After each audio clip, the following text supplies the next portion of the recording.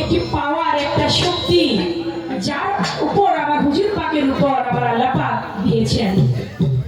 100 টুকরা জ্ঞানের মধ্যে 99 টুকরা জ্ঞান দিলেন আমার হুজুর পাককে, বাকি 1 ভাগ জ্ঞান দিল তো আমার সংসারে। সেই নূরে মুজাচ্ছাম আমার হুজুর পাক সাল্লাল্লাহু আলাইহি সাল্লামের নবুয়ত থেকে আমাকে বলা করতে হবে, সেদিকে লক্ষ্য করে প্রথম একটি গান আমি রাখছি, তারপরে 2-1টি কথা অবশ্যই বলা করে রাখবো। সিরাজগঞ্জ চৌহালি থেকে আমার ফরিদ আহমেদ ভাই এসেছে, তার বন্ধু মহল যারা, তাদের প্রতি আমি সালাম জানাই। আসসালামু আলাইকুম।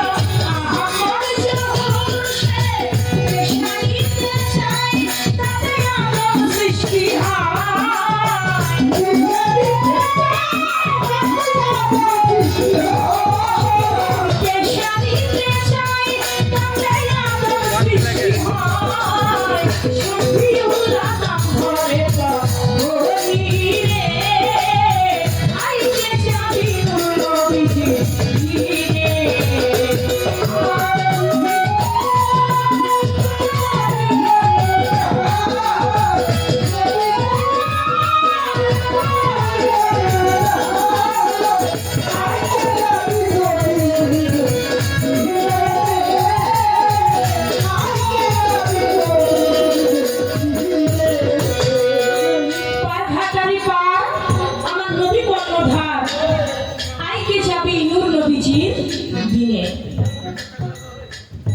আমার দয়াল নবীর পাখাটারের পায়ের সময় নবী বিনে কোনো কান্ডারি নাই।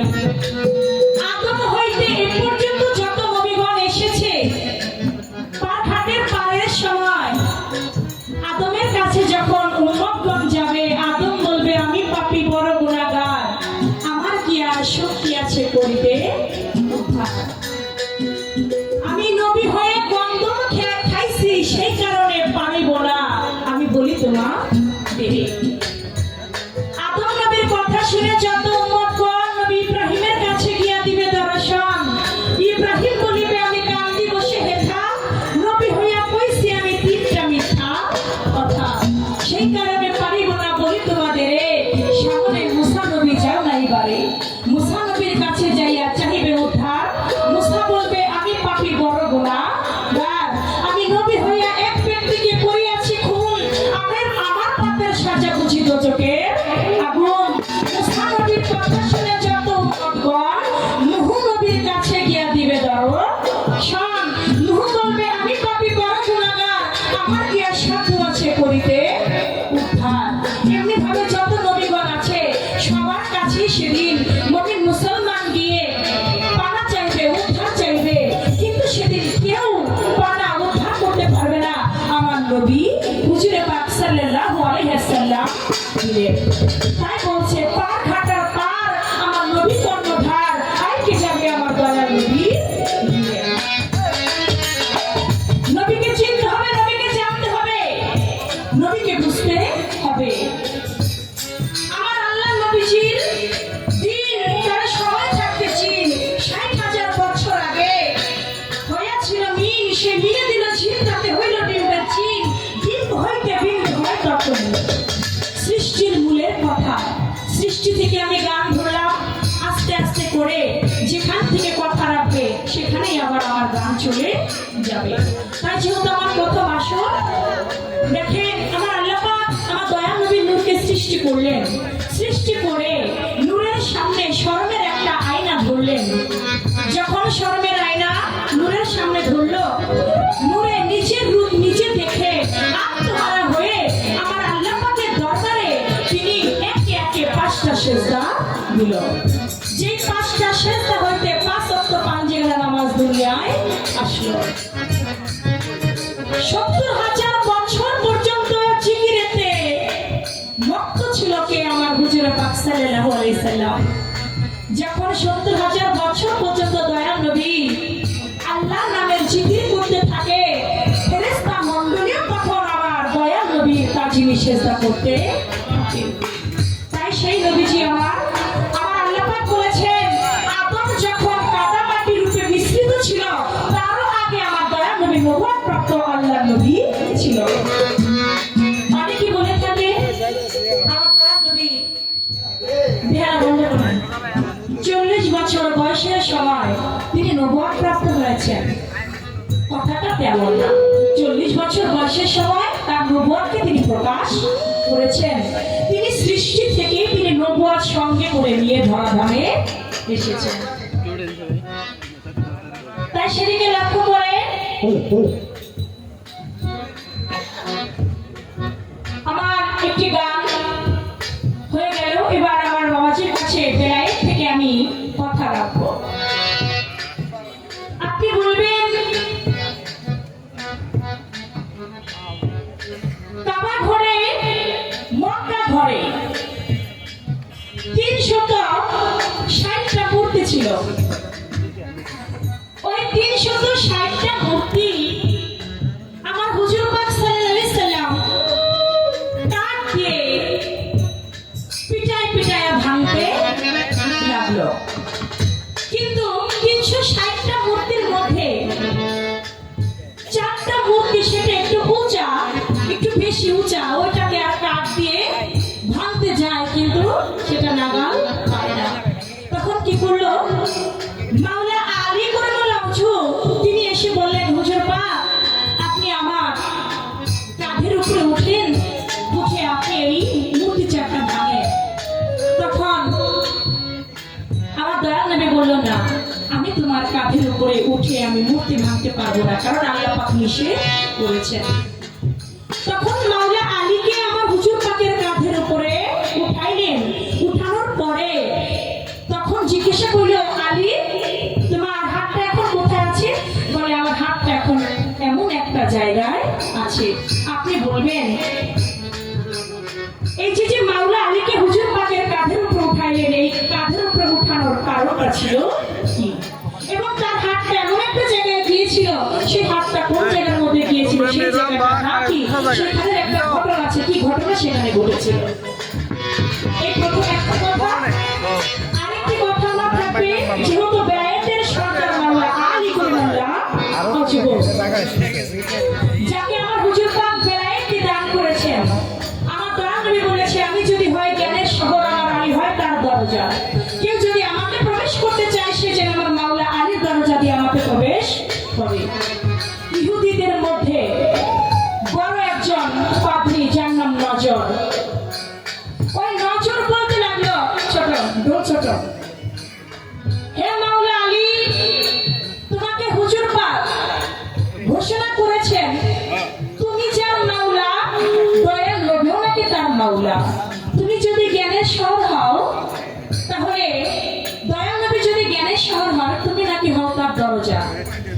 আমরা যারা আছি ইহুদি পাদ্রী, আমরা এই কথা বিশ্বাস করব যদি আমার 7টি প্রশ্নের জবাব তুমি দিতে পারো। তখন মাওলা আলী বলল, বলেন আপনার কি 7টি প্রশ্ন আছে? ইহুদি পাদ্রীদের মধ্যে বড় যে নজর, তিনি বলতে লাগলো যে হযরত আলী বললেন যে বলেন আপনার কি 7টি প্রশ্ন আছে, আমি আলী জবাব করব। তখন 7টি প্রশ্ন মাওলা আলীকে করলেন। 7টি প্রশ্নের জবাব মাওলা আলী দিলেন। যখন প্রশ্নের জবাব পাইলেন, ইহুদি পাদ্রী নজর সহ আরো 200 খ্রিস্টান পাদ্রী, তারা সবাই মাওলা আলীর হাতে হাত রেখে বায়াত করলেন। আপনি বলবেন, সেই খ্রিস্টান পাদ্রী নজর 7টি প্রশ্ন করেছিলেন মাওলা আলীকে। কি 7টি প্রশ্ন করেছিলেন? 7টি প্রশ্নের জবাব মাওলা আলী দিয়েছিলেন। কি 7টি প্রশ্নের জবাব সেদিন সে দিয়েছিলেন, যার জন্য খ্রিস্টান পাদ্রীরা মাওলা আলীর হাতে হাত রেখে বায়াত গ্রহণ করেছিলেন। এই দুটি কথা আপনার কাছে আমার হয়ে গেছে।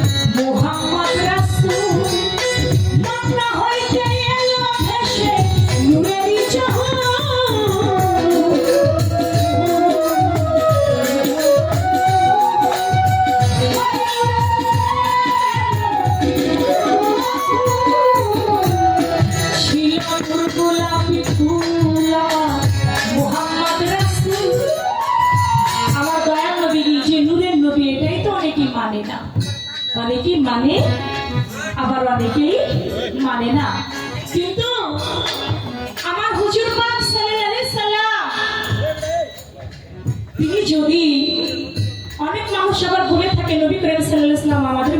সাধারণ মানুষ, তিনি নূরের নবী না। বাবা আমি মানুষ, আমার নবী মানুষ, কখনো এক মানুষ হইতে পারি না। আমার নবী হাত দিয়ে ইশারা করলে আকাশের চন্দ্র পর্যন্ত দ্বিখণ্ড হইয়া যায়। গাছকে ইশারা করলে খেজুর গাছ পর্যন্ত এসে আমার নবীর পায়ে এসে সালাম দেয়। নবীর ইশারায় মরা সাপ পর্যন্ত জিন্দা হইয়া যায়। আমার নবী হেঁটে গেলে জমিনে থাকতো তার কায়া, আসমানে থাকতো তার ছায়া। সেই নবী আর আমি মানুষ কখনো এক হইতে পারি না। তাই নবীর প্রতি বেশি বেশি ভাই, তাই নবীর প্রতি বেশি বেশি মহব্বত আমাদের রাখতে হবে। নবীর প্রতি যার ভালোবাসা আছে তার ঈমান আছে, হুজুর পাকের প্রতি যার ভালোবাসা নাই তার কোনো ঈমান নাই। তাই বেশি বেশি হুজুর পাকের মহব্বত আমরা অন্তরে